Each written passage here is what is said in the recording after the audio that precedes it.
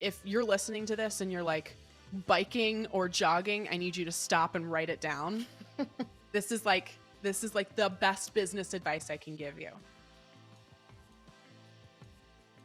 I walk people through what I call the 3 T's when you're side hustling, or when you're deciding a side hustle. Because this is a question that I get all the time, which is like, I want a side hustle, but I don't know what I should pick. Like, I have a bunch of passions. First is time. How much time do you realistically have to give to this thing in a way that doesn't completely deprive yourself of everything good in life, right?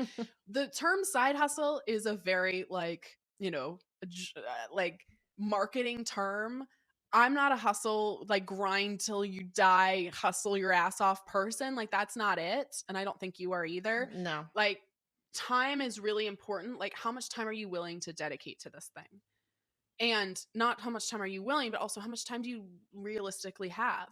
So one of my practices that I do with folks is literally take your calendar, take a random week and be like, okay, if I were to put a side hustle into this current calendar, where would it go? And maybe you have 10 hours, maybe you have 2 hours, right? And so you have to figure out, like, realistically, what does this look like? And in addition, is this the sort of side hustle where you like work at a gym and you have to show up at a specific time?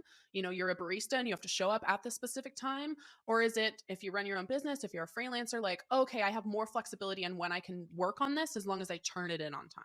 Yeah. So I think time is the first one. Second is treasure. Do you want to make money? I'm assuming you do, right? Some people just want to like a hobby on the side. If that's it, cool, no worries. But with treasure too, how quickly do you want to see money? Because for me, I didn't see substantial money for at least 2 years. And that was a specific decision. Thank you. I had the same exact experience. And I'm like, what the fuck is with these like Instagram gurus that are talking about $1 million businesses in 2 weeks? Because the shit ain't it's not real. No, that's a scam. Scam. Like, again, I didn't make money for a while, like at least substantial money. And so for me, it was, okay, I'm willing to, pace myself in order to see hopefully stratospheric growth later, which is what happened. If you're starting a business, that's probably what's going to happen, is you're going to have a period of time where you're not either going to make any money or at least good money.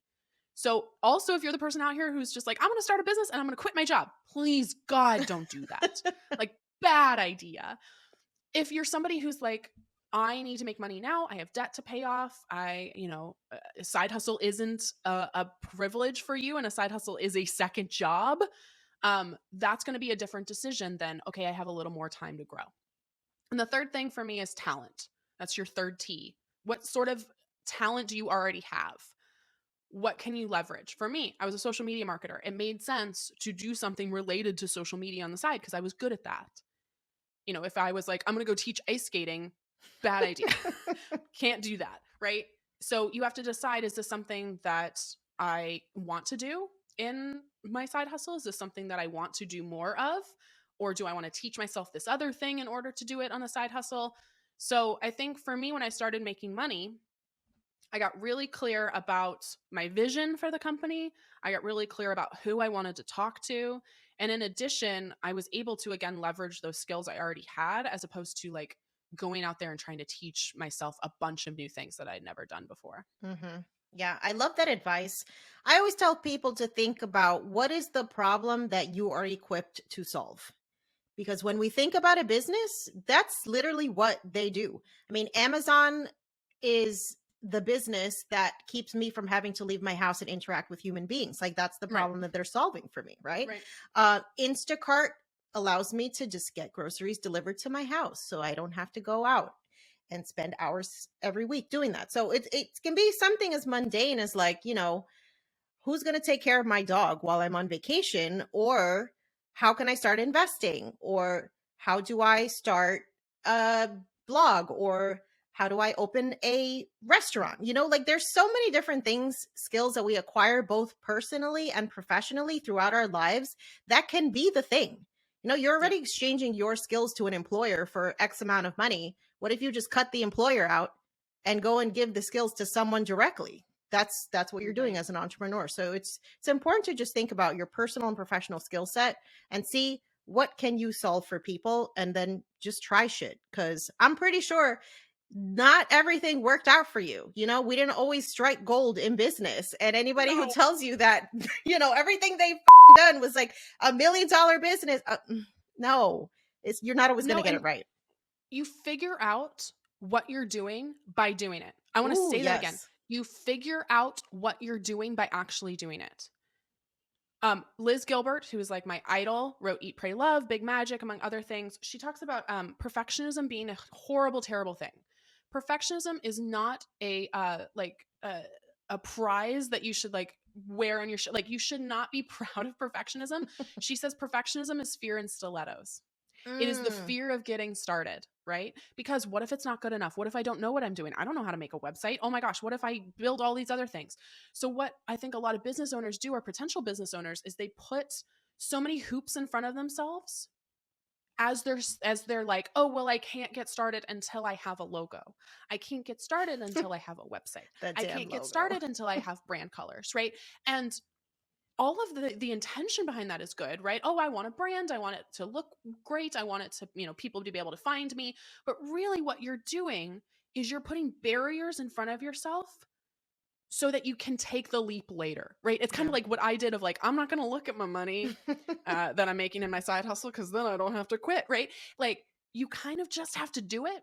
Her first 100K was not her first 100K. Victory Media was the original name of her first 100K. Oh, wow. That tells you nothing about what I do. It was like a play on my name. Like that has no like relation to finances, right? And I learned over time that like, oh, I wanted to talk about money. And so I learned that by doing it. So if you're the person out there who's like, okay, I want to start a business, but like I have to do all these things, you don't. You make a like logo on Canva that takes you 5 minutes. It's going to look like shit. That's okay. It doesn't matter. You'll be able to do this great logo in 5 years when you have money. Right. Okay, website. Literally I launched HFK on a random December night because I had 3 blog posts. I threw them up on Squarespace and I was like, cool. My business is launched. That's it. You have to get started. You really do. And I think it's also important to let go of the idea that you need a guaranteed return on your investment. Ooh, yeah. Okay. Because if you think that, you know, any effort, any money that you spend on your business that maybe doesn't pop off right away is a waste of time, that's a really terrible perspective to have. The first couple of years is honestly like experimentation.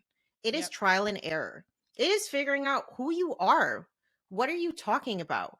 How are you going to package your services? What is your price point going to be? Who is attracted to your messaging? Like, if you don't give yourself a chance to figure all that shit out, you're going to set yourself up for disappointment, I think.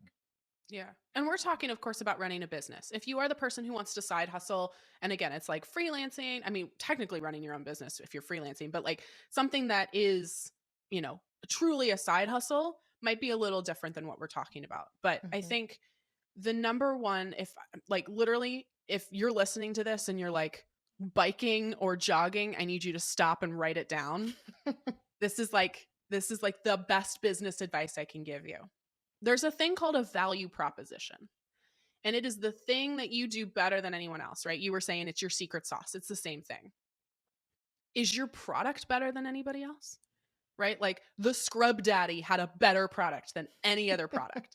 That was in no way new or novel, right? But he created a sponge that was better than every other sponge on the market. That was his value proposition. For me, my value proposition is really my advice isn't anything new. Truly, it isn't, right? You can Google Roth IRA, right? Or you can Google how to budget.